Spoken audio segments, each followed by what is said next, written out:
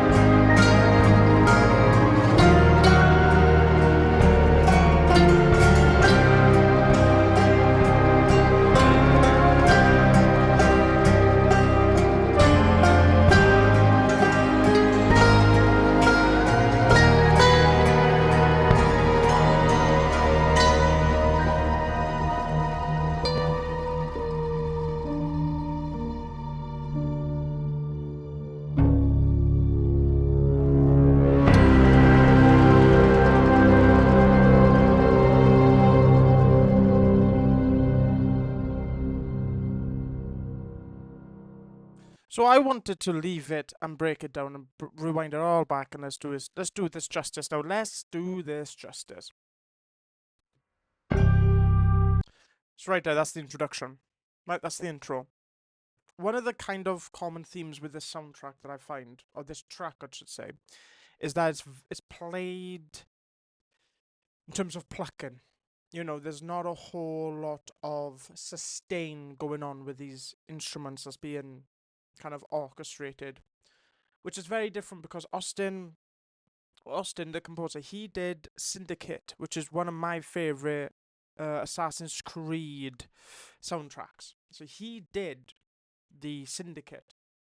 It's one of my favorites. It's very kind of experimental. My reaction to that is on my channel. I will link it at the end of this video. But what I find quite interesting with this soundtrack is the tonalities are the same, but they're different. So this, I've never played this game. I've never even heard of this game, which is good because now we can break it down without with full glasses on, then, if you will, thinking caps on. This is played like in terms of plucking. So pluck there. There is a bit of sustain with the bass that comes in here. There, boom. But that's just how the bass is normally played. You can pluck a bass, but that's how typical you hear it. But that's echo of the instrument. It's not really being played. It's just play it and they allow the sound to carry forward. They allow the echo. That's how you kind of know that this is being actually played in a hall. So it's almost like kind of, I'm guessing this is maybe like a fantasy game because it's got a bit of like fantasy elements within the soundtrack, and with the art, you know, kind of castle steps, it kind of looks like it's a fantasy game. So let's break it down. So that's the intro, right? It's kind of almost like swirling, kind of little kind of crescendos within that sound there, kind of feels magical. But there's also instruments playing in reverse here as kind of a little bit of sound design and a little bit of bumping up of the sound. There. With just little glitches of a sound that's being reversed. Right there. Dun, dun, dun, dun. Like that little note there lets the listener know that there's something upon the horizon. When you're composing and you compose and you're to add in a bit of twist, you kind of go down back a note. So you play, say for example, you've got some strings going da da da, kind of da da da da. You're going up in notes or in kind of octaves to add a bit of some dangers on the horizon. Is you going up, up, up, up, and then you go back on a note, or you maybe play one of the black keys, if you know what I mean, the kind of minor chords that adds in a bit of something going on here, something dangerous going here. But we just got plucks that's going on here, just adding in the kind of eeriness of this.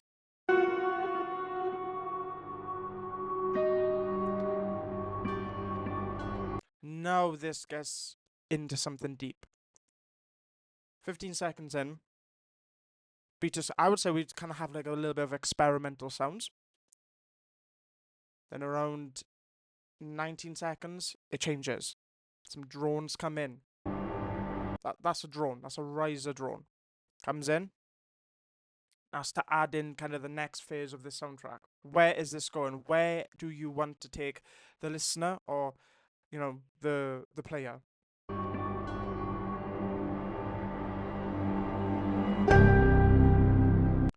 Takes it right into the motif. This is the motif. How you can defer or decipher a motif is it being played all the time? The beginning isn't a motif, that's just an introduction. Plucking of instruments, kind of getting warmed up. But when we get the riser and we kind of build, that the note sounds more prominent. It sounds like it's been finalized, like it just sounds like, now this is what the game should sound like. The brass, all the plucks now of all the instruments are coming in. So give us a listen now. There. Doom. Like it all comes in. Along with this this is what I'm saying about this composer. It's so unique to the kind of the pluckings, to kind of the experimental of, the soundtracks then, if you will. The little kind of bass there. Down, down.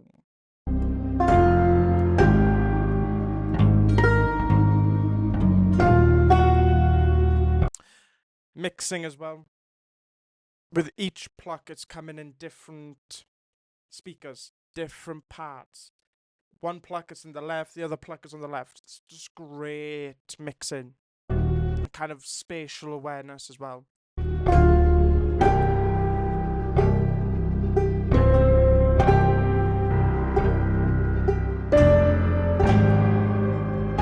Just adding in the tension. I find it so unique. I've not really heard, we've broken down scores and soundtracks before that they use plucking.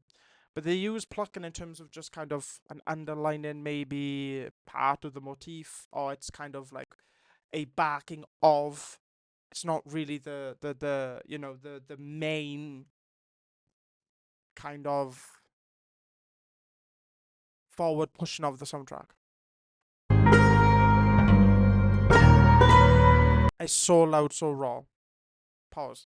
It's not loud to the point but it's like loud, like I don't think it's sampled, or I don't think it's maybe a plug-in. I really do think they were out there recording and stuff, in a conductor hall and stuff. Like you could just tell the echo that's being played off these instruments.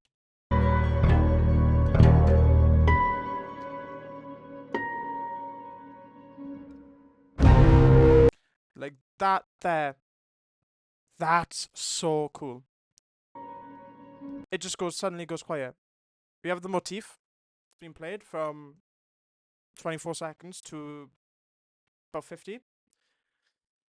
Then it just cuts, and not even a beat later, it just kicks in with some stuff. It's just gradually amplifying. It's the slow burn.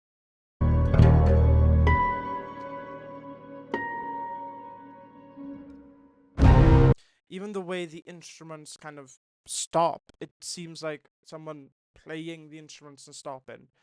And then it's just like, not even like a one, a one. You know, it's just stop, then go. Like, it just has a sudden stop. That there. That's either a bass or a synth bass. Definitely does sound electronic. But it almost feels like movie, like horror bass. Like the sound that you use for a jump scare. Stops.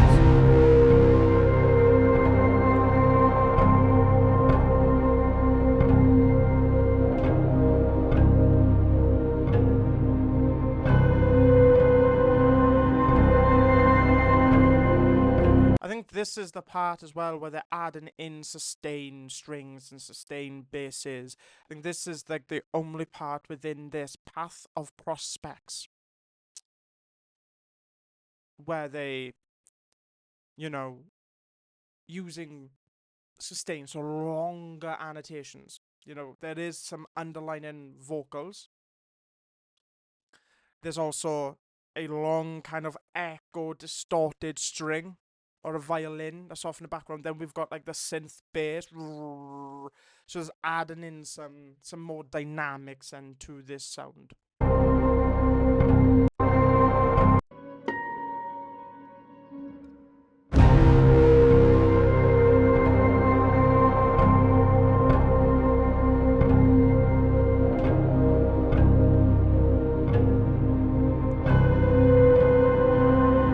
So where the plucks would come in. So there is plucks. That's a pluck, but you know, that's like kind of one note. Then we have the long reaching kind of sustain instrument. So like that's kind of the bass along with like the string. So the string is hitting on a high octave, but it's kind of modulated to go up.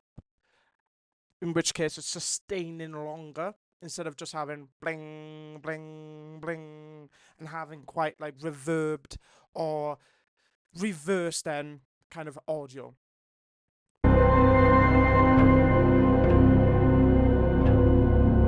Right there, see the vocals just off in far right into the mix, just right off. Little kind of shakers just to build up tension. Notice how those shakers come in very fade. They kind of fade in, but they go louder. So there's a fade in, but as the fading is like stopping, the volume to it is increasing. So it's adding that kind of dramaticness to it. Listen.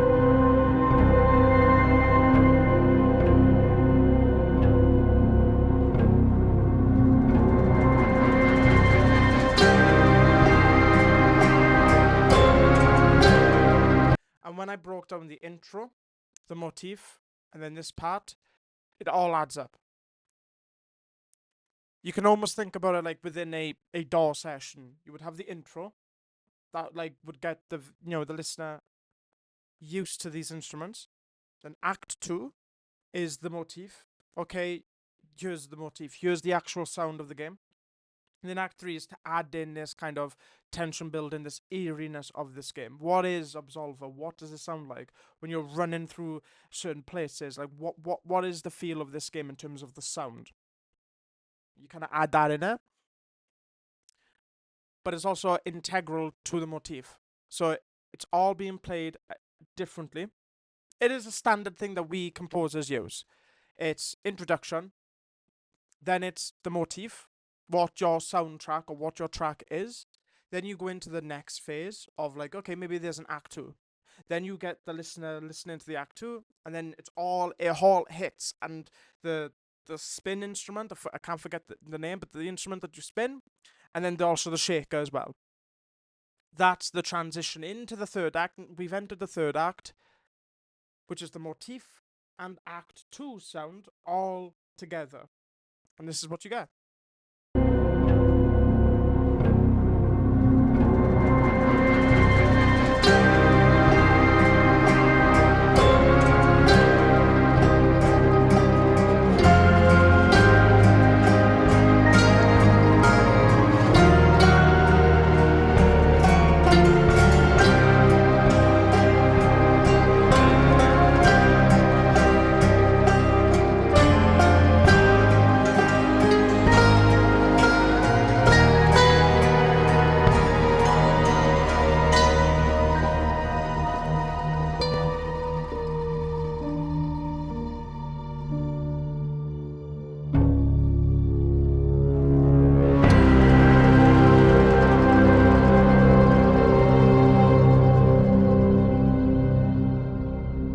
And that's obviously a stinger, to leave kind of a climax towards the end of the soundtrack there.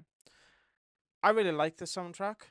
It's very unique. It's so experimental as well.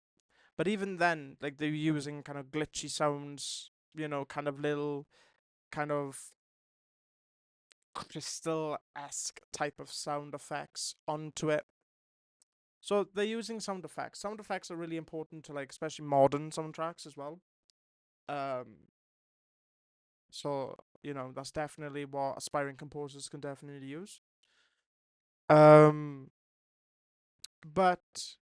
yeah, that's really it. It's a short track. It gets to the point, and I think that stinger leads into the next soundtrack, the track within the soundtrack.